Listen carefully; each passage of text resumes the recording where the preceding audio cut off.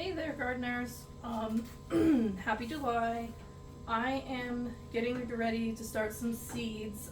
This is going to be what I'm planning on my third and fourth trays of seeds that I've started. And I wanted to talk about what I've learned so far as a beginner gardener, learning from, all these fantastic influencers that we have, the information available online and everything, the wonderful, 21st century, and starting some fall seeds. So I know what you're thinking. Well, I intend to publish this video on July 4th. Super patriotic, right? And I'm a little bit early for starting seeds in fall. And I get that. I know that. My thought process with that is that I'm still a beginner, don't know what I'm doing. I don't have all these tricks down to get the fastest germination and the fastest growth and everything like that. So I've really learned the importance of succession planting, which I knew it, but I didn't know it kind of thing. I didn't realize what that meant along the way as I've been learning gardening for 6 to 8 months now. So I'm actually, for my third tray, going to be doing some of that succession planting, but I am starting early with fall seed starting because I expect it's going to take longer for those seeds to grow. So if you are an even newer gardener than me, just a tip from me to you, when you learn about these timelines from the greats that are not me, you might consider starting things earlier because you didn't realize that you didn't have something you needed and you'll need some time to run to the store or have it shipped to your house, that kind of thing. So anyway, the first thing I wanted to start off with talking about is the difference between starting seeds and this, which is the second round of seeds I started, versus Jera's Gardens method of a nice tray, which she has these things linked in her videos, her seed starting videos, and from her Amazon shop thing. These with solo cups. So I'm going to tell you, as a beginner gardener, this is the way. The solo cups is the way, and I'm going to tell you why, and it's great. So I started my first seeds with this kind of a tray, and you're going to see those in a little bit here. But that was my intention, was to always start my seeds like that, before I realized that for brassicas, they're so heat sensitive that we have to sow them indoors because it's too hot to sow them out here in the summer still. And brassicas are my favorite vegetables, although I'm open-minded. As I understand, fresh foods that you grow out of your garden just taste very different from the foods that are bred for storage in the grocery stores to not spoil. So for me, anytime I'm trying something that I've grown out of the garden is the first time of me trying something. So I'm open-minded, and I'm excited to try more harvests. So this is where the indoor seed starting came in for me. So I'm low maintenance. I don't know if you can tell, but I'm not everything has to be perfect and prim and proper and pretty. But if I'm gonna be having a permanent so tangents. Welcome to my life. So I do technically, as I understand, your phase of needing to start seeds indoors is 3 to 4 months during the summer here. Later summer though, it's not time for brassicas yet. But in Florida, of course, zone 10A for me. It's only 3 to 4 months that you really need to start seeds indoors for the brassicas. But for me, I figured, well, if I'm going to be starting seeds indoors and have an indoor seed starting setup anyway, that's going to be a permanent fixture for me. I was planning anyway, since I've gotten into gardening, I got a hydroponic garden that I wanted to try out in between our sinks, so we have some nice, fragrant flower type situation in between our bathroom sinks. And I wanted a nice hydroponic garden up on the bar behind my kitchen sink, and I figured, well, I'll just grow herbs in that, and then, I can just harvest them right then and there for meals. But since I learned that I'm going to need to be starting these brassicas indoors, I figured, okay, no, I'll have that permanent fixture that I will have my herbs in, but I'm very much about future-proofing, so I'm bucking a lot of rules with, as a beginner gardener, and I know a lot of people go through this being like really excited and making all these investments and maybe things don't work out, and guilty as charged. For me, it's about future proofing, and part of just do what they say. Don't do what I do. I get it. I know that's the right thing to do. So I'm guilty of that too. But the raised beds, that's been my dream, and I just didn't know I could do that because I didn't have the information about our unique growing circumstances in Florida until I did. And so I knew that's what I wanted because that's always been a dream of mine. I just never, I never realized I could do it. And then the other thing was, I've got enough plates, and I just figured that I can't have a hobby because I can't keep up with this and that and the other thing, so it's not fair for me to do something like this. But, I'm letting myself have a little hobby, although it's growing, if you will. Future-proofing, I got the raised beds, I've got this awesome seed starting setup, and I don't know if you can see it, but I'll turn the camera over and you'll see, I got these heavy-duty shelves for these seeds. So, tangent. So, the indoor seed starting setup, also future-proofed. So I'm a Vigo Garden girly because I'm a Costco girly. So that's the that's the brand that they sell the metal raised beds in. Get that 2% back, all about it. So I went to Vigo Gardens, my first stop, to sort of have everything just kind of match and go well together. And they have this indoor seed starting shelf, and I went with the 2-tier, so it's basically 2 shelves, and I have complaints, but anyway, there's probably things I can figure out about that, but my point is, for indoor seed starting, and like I said, I'm investing in future proofing, and just for the fact that it's indoors, and just to make sure I don't have any problems domestically, I got a pretty seed starting shelf, I got a functional seed starting shelf, and I was not about to bring this solo cup setup indoors inside. I wanted pretty seed starting trays, and I will tell you, like so many things, pretty is not functional. So this solo cup method, what I love about this is basically the portability as a new gardener. So, if you are a experienced gardener and you're popping things off and what, everything you need to germinate everything perfectly and grow everything perfectly, then this kind of thing, probably maybe for you.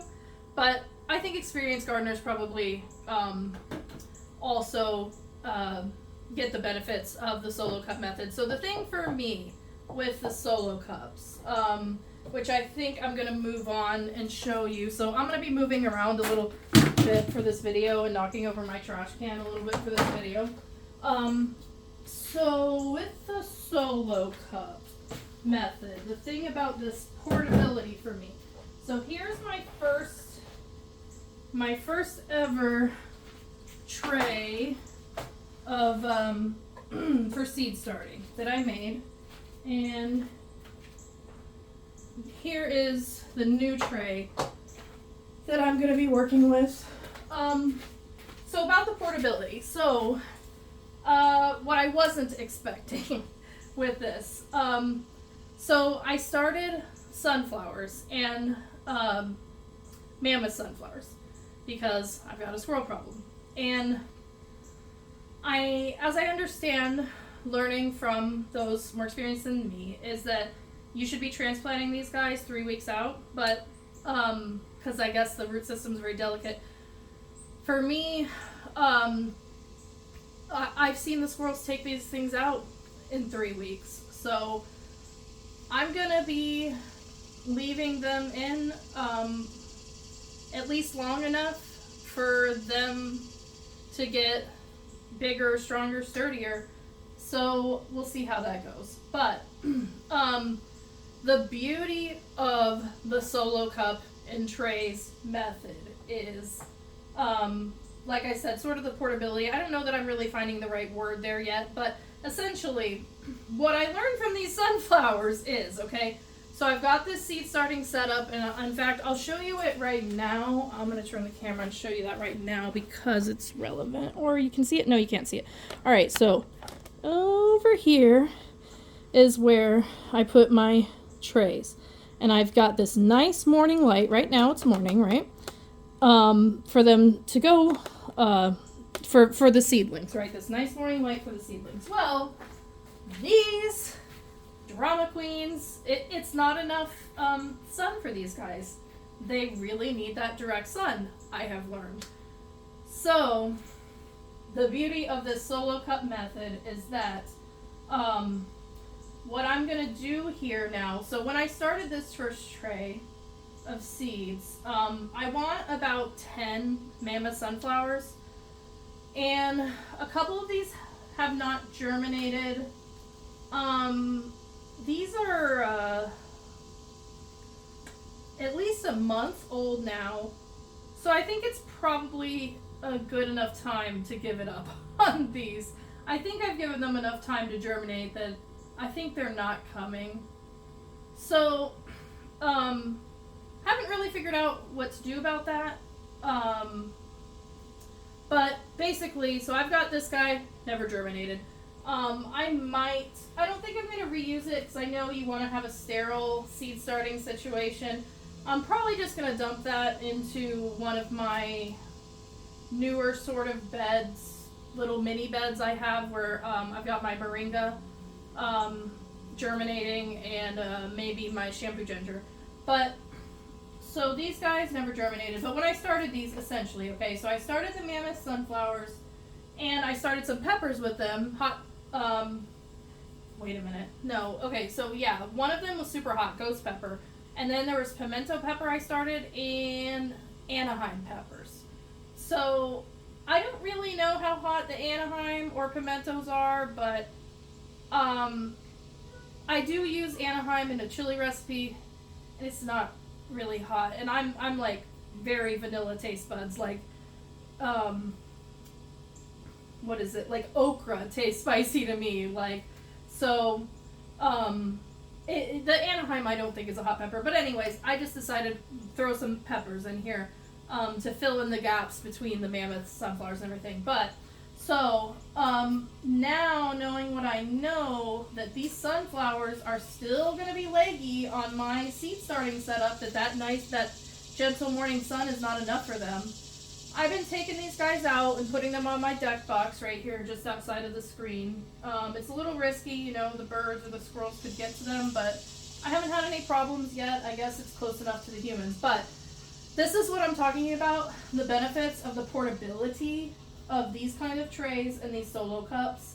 So I'm able to now sort of Tetris these guys, right, and get this isolated. So I've got just my mammoth sunflowers in this tray, and then I've got my heat tolerant peppers, but I don't know that they're as, you know, not just heat tolerant, but like as much like needing sun like these mammoth sunflowers do. So I've got 9 here.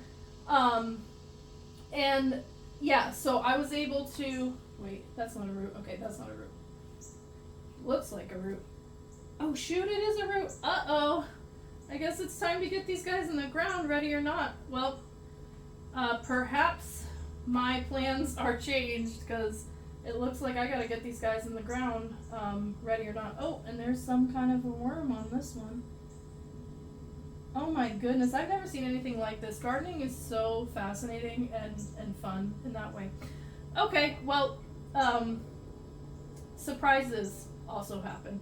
So I'm gonna have to sit and think on this one, maybe do some research what I'm gonna do with that, but ready or not, I guess it's time to get these guys out. And then, but yeah, so when it comes to portability, and just overall, like, so, you know, I'm able to get all the same, like, needs of seedlings together in one tray, and I can sort of mix and match like that. I was able to take out, these cups that never germinated, and I'll be able to put in, you know, basically what I'm gonna put, I was planning on putting in my succession planting of sunflowers, but, I might just have to get these guys in the ground, so I'm gonna rework that, but we're gonna call this video the, solo cup method of seed starting versus the other thing, and I showed you the other thing, but the very pretty and nice, but not as portable, not as functional, Vigo, well, you know, it doesn't have to be Vigo Garden, I don't even remember, oh, I put it away somewhere, anyways, and just to, like, sort of, there, that's where I put it, okay, so just to, explain the other side, the bad side of the portability, as a new gardener, there's stuff that hasn't germinated in my indoor, Vigo seed starting, setup, and there's a bunch of stuff that has germinated, but I don't want to take that whole tray from indoors and, like, scoop out and refresh the dirt. Like, I just want to, I just wanted it to work. I don't know. Because for the brassicas, I plan on transplanting them. What I'm going to keep as a permanent fixture year round is the herbs, but also I planted, greens, to keep indoors as well. And I don't ever really intend on, like, dumping that out until the plants die, I guess, until I need to. And I have got holes of stuff that failed to germinate. I've still got learning to do about that. And I don't want to take it out and mess up, you know, be like spilling dirt all over my greens and stuff like that. But I also don't want that, you know, that compartment sitting there unused, not growing anything except maybe like molds and stuff like that. Like, none of that is good. So this whole thing of, like, you know, great if you're planning on transplanting everything, probably. But even then, you know, as a new gardener and just, like, needing experience to learn these things, like with the Mammoth sunflowers, I thought that was going to be enough light for them, and it wasn't. They have different needs. So, the portability, when you have different plants with different needs, this is the way. So I'm going to cut it there and, probably get these guys in the ground and rethink my strategy for the fall seed starting. But I have a lot more to yap at you about with, starting seeds for fall. But you know what? We have time. So here's your lesson. You know, it's never too early to start. Okay, that's not true. But, like, in this case, I demonstrated what I was talking about. I was planning on yapping at you about this. I was planning on showing off what I'm starting for fall, starting all these seeds and everything, and now I'm going to need a little more time because I got to rethink what I'm doing with these guys. I think ready or not, they're going to have to go in the ground. So, we'll come up with a game plan, and I will talk with you next time.